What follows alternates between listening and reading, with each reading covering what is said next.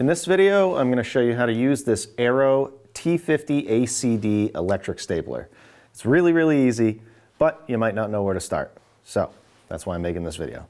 First thing is that you should know, this right here is the power button. So when in doubt, you want to be safe, you're not using it, keep it in this position. This is power off, the line is on. So I'll show you how to load it. We'll keep it off.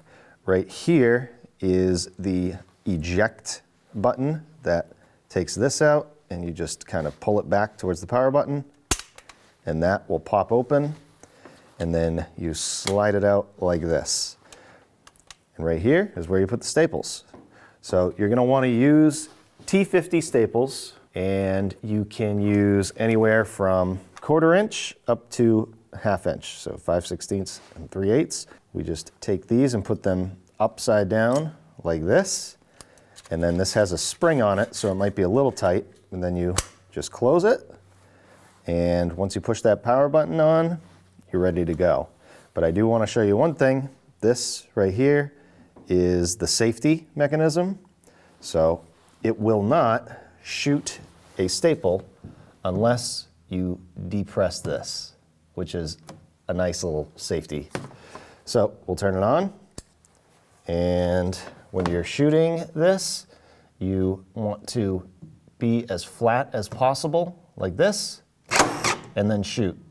And then you'll notice it will not shoot again. That's another safety feature. You have to take it off and then depress that safety again, and it'll shoot. So it really does need to be a little, pretty much flat, because if you're a little off, like this, your staple will either not shoot or it'll go in at a funky angle like that. So try and keep it as straight as possible, like that, and you should be good. And if a staple gets jammed, don't try and take it out with your hand and look at it and point it towards yourself.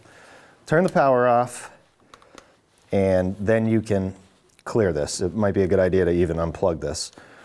You can open this up and take out any staples that are loose, and then point it kind of like this, going that way, and you may need to take some needle nose pliers or something just to pry it out, depending on how it is jammed up in there. And that's pretty much it.